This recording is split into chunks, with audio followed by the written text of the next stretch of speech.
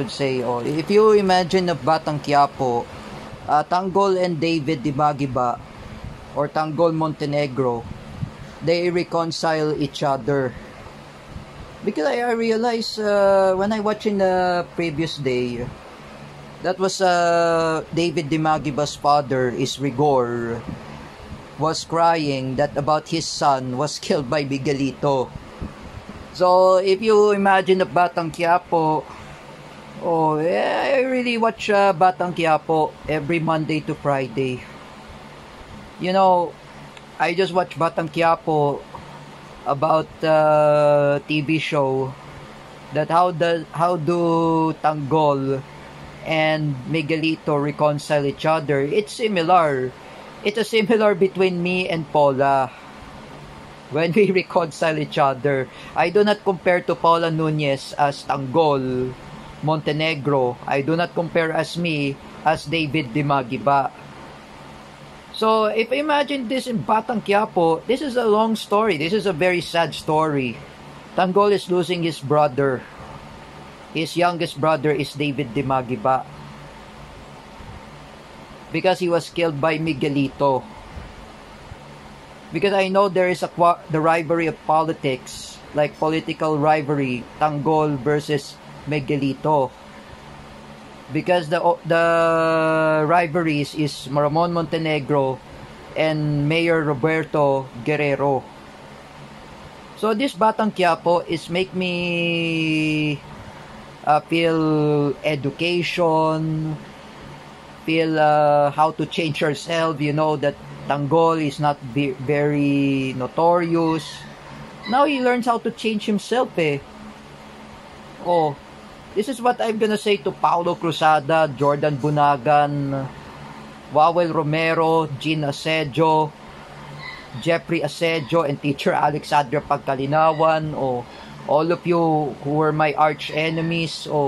You can watch Batang Quiapo. Buddy Castro is watching Batang Quiapo. Even Paula Nunez, Jens Manaid, Lawrence Villawan, they watch Batang Quiapo. Tatay Arnold is a fan of Batang Quiapo. When I was in Nanay Net's house, every Monday to Friday, I watch Batang Quiapo. Even who among fans of Batang Quiapo, Dan Mardayaw, Joyce Patrick Opesha, they're watching Batang Quiapo. The Batang Quiapo is learning how to re-education, to re-educate ourselves, not to become notorious. Just like Tanggol. Tanggol is not very bad influence. He's just like Paula Nunez. When David Dimagiba was become evil, he berated Tanggol. David Dimagiba is just like me. When me and Paula, we are enemies. And I cannot do that to Paula because she's cerebral palsy. She is my classmate and I cannot harass her. Just like Tanggol, who was being harassed by David Dimagiba, Tanggol was being beaten in the prison. And you know, David Dimagiba wants to kill Tanggol and he was forced by Miguelito. So Tanggol and Miguelito, who was portrayed by Coco Martin and Jake Cuenca, and David Dimagiba was portrayed by McCoy De Leon. Actually, this is a reality of reconciliation. David Dimagiba had regret his consequence for Tanggol. That was his brother. Just like me, I regret my consequence also. What I did to Paula Nunez, she's my classmate. Me and Jens Manaid. I could not attack Paula Nunez. I could not harass her. You know, I helped her to tie her shoes. For meanwhile, I help her.